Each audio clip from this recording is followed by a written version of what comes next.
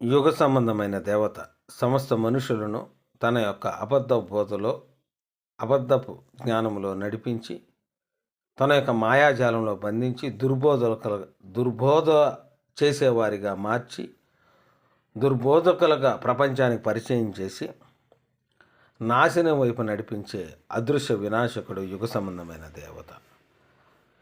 సంబంధమైన దేవత ఆవరించిన వాడు పరిశుద్ధాత్మకి భ్రష్టాత్మకి తేడా తెలియకుండా బోధ చేస్తూ ఉంటాడు.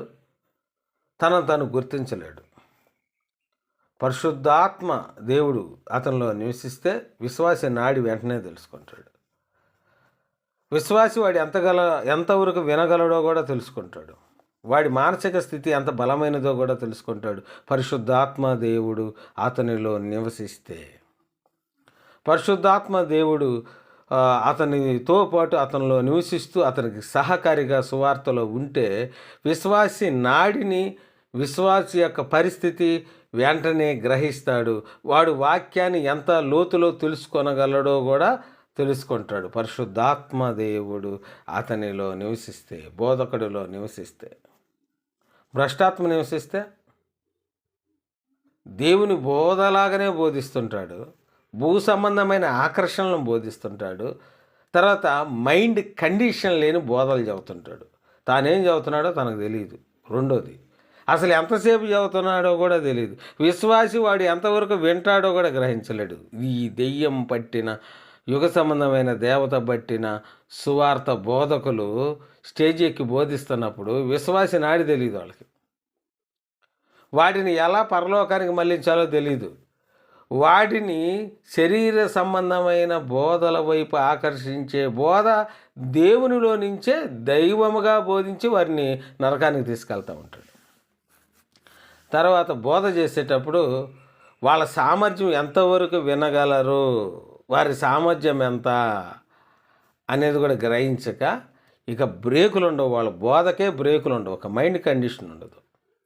పరిశుద్ధాత్మ దేవుడు ఉన్నాడని అనుకుంటూ భ్రమపడుతూ ఇక గంటలు వాడు వినే సామర్థ్యం లేదురా బాబూ, వాడు వినలేడురా. వాడి వినే సామర్థ్యం ఎంత, వాడు పాలుదాగు స్థితి నుంచి బలమైన ఆహారం స్థితికి రావటానికి వాడు అనుదినం ప్రయాసపడుతున్నాడు. కాబట్టి వాడికి తగ్గట్టుగా వాడు ఎంతవరకు వినగలడో నీ సత్య మార్గమైన బోధ ఏదైతే ఉందో, నువ్వేం తెలుసుకున్నావో సత్యములో, ఆ సత్యంలో ఆ బోధ వాడు ఎంతవరకు వినగలడో అది నువ్వు గ్రహిస్తావు. పరిశుద్ధాత్మ ఉంటే వాడి కక్కిందాక చదువుతున్నావు అంటే నీకు పట్టిన దెయ్యం అని బోధ చేసేవాడికి.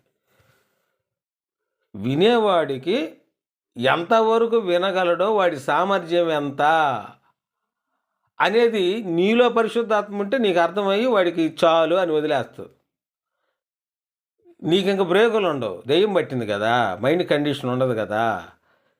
వాడు ఎంతవరకు వినగలడో నీకు ఇంక తెలియదు కదా. ఎందుకంటే దురాత్మ వాయుమండల సంబంధమైన దెయ్యం నీలో కూర్చుంది. ఇక భూ సంబంధమైన ఆకర్షణలే బోధిస్తూ బోధిస్తూ బోధిస్తూ వాళ్ళకి అర్థం కాక ఇసుగు పుట్టే స్థాయి దాకా దెయ్యం నిన్ను నడిపిస్తూ ఉంటుంది. అది గ్రహించలేవు నువ్వు.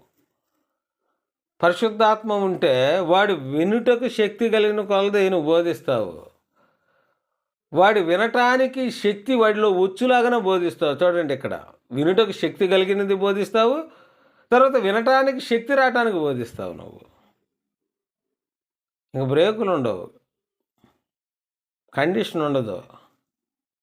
మైక్ తీసుకుంటే వాడే విశ్వాసి నాడి తెలియకుండా నువ్వేం బోధకడు రా స్వామి, దుర్బోధక ఇను నీకే చెబుతుంది. మైక్ తీసుకుంటే నువ్వేం బోధిస్తున్నావు, నువ్వు కండిషన్లో ఉండు దుర్బోధక.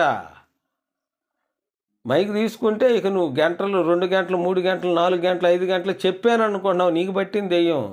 వాడు వినటానికి వాడి సామర్థ్యం ఎంత, వాడి నాలెడ్జ్ ఎంత. ఆ నాలెడ్జ్ వాడికి 5 గంటలు వినే నాలెడ్జ్ ఉంటే అప్పుడు చెప్పు నీలో పరిశుద్ధాత్మ ఉందని. వాడికి 6 గంటలు వినే సామర్థ్యం ఉంటే అప్పుడు చెప్పు నీలో పరిశుద్ధాత్మ ఉంది. ఖచ్చితంగా ఉంది. 6 గంటలు వాడు వినే సామర్థ్యం వాడి కాడ ఉంటే, 10 గంటలు వినే సామర్థ్యం వాడి కాడ ఉంటే అప్పుడు నీలో పరిశుద్ధాత్మ ఉంది. నువ్వు 10 గంటలు చదివితావు. వాడి నాలెడ్జ్ ఎంత, 40 నిమిషాలు, అరగంట, లేదా గంట, లేదా గంటంబావు. ఇంకా ఆడి నుంచి వాడికి ఇప్పుడు దాకా చెప్పింది ఏదైతే నువ్వు చెప్పావో అది మర్చిపోయేటట్టు ఇక దెయ్యం నీ చేత ఇంక గంటల తరబడి చెప్పిస్తా ఉంటుంది. ఎందుకంటే వాడు పాలు తాగు స్థితి నుంచి బలమైన ఆహార స్థితికి ప్రయాసపడుతున్నాడు. నువ్వు బలమైన ఆహారం తిని ఉన్నావు. నువ్వు కూర్చో, వేరే వాడు చెప్తాడు ఒక 2 గంటలు. నువ్వే లేచి 20 సార్లు ఫోన్ తీసుకొని అటు ఇటు తిరుగుతూ ఉంటావు. వేరే వాళ్ళు బోధించే నువ్వు 5-6 గంటలు బోధించే నువ్వు వేరే వాళ్ళు బోధిస్తుంటే 5-6 సార్లు ఫోన్ ఎత్తుకొని రోడ్డు మీదకి ఫోన్ వచ్చినట్టు ఇటుకి అటుకి పాసుకొని తిరుగుతూ ఉంటావు నువ్వు. అదే ఎదుటోళ్ళు కూడా నీ సామర్థ్యం ఏదో నీకు తెలిస్తే ఆడ కూర్చొని వాళ్ళ సామర్థ్యం తెలిసింది. అందుకే చూడండి, యేసుక్రీస్తు వారు ఇలాంటి దెయ్యం పట్టిన బోధకులకి జ్ఞానోదయం చేయడానికి ఒక మాట చెప్పాడు. మార్క్స్ వార్త 4వ అధ్యాయం 33వ వచనం. వారికి వినుటకు శక్తి కలిగిన కొలది శిష్యులు కట్ట వినుటకు శక్తి కలిగిన కొలది ఇలాంటి అనేకమైన ఉపమానములను చెప్పి ఆయన వారికి వాక్యం బోధించను. వినుటకు శక్తి కలిగిన కొలది వాళ్ళ సామర్థ్యం మేరకు చెప్పడం యేసుక్రీస్తు వారు అలవాటు చేశాడు. ఆయనకు తెలుసు లోన పరిశుద్ధాత్మలో దేవుడు ఉన్నాడు. యేసుక్రీస్తు వారు సాక్షాత్తు దేవుని స్వరూపి, సాక్షాత్తు దేవుడై ఉన్నాడు. తర్వాత ఆయన భూమి మీద శరీరధారిగా వచ్చినప్పుడు పరిశుద్ధాత్మ దేవుడు అతనిలో నివసిస్తున్నాడు. పరిశుద్ధాత్మ దేవుడు అతని జన్మలో కూడా తోడుగా ఉన్నాడు. కాబట్టి విశ్వాసి నాడి తెలుసు, వాడు ఎంతవరకు వినగలడో తెలుసు. శిష్యుడు నాలెడ్జ్ ఆయనకు తెలుసు ఎంతవరకు వినగలడో. అందుకే చూడండి, వారికి వినుటకు శక్తి కలిగిన కొలది ఇలాంటి అనేకమైన ఉపమానములు చెప్పి, వారికి వినుటకు ఈ సామర్థ్యం ఎంత ఉందో దానికి తగ్గట్టు ఉపమానాల రూపంలో సువార్తను అందించాడు యేసుక్రీస్తు వారు. ఇక్కడ నువ్వు గ్రహించాల్సింది వినుటకు శక్తి కలిగిన కొలది. వాడి వినటానికి ఎంత సామర్థ్యం ఉందో అది తెలియకుండా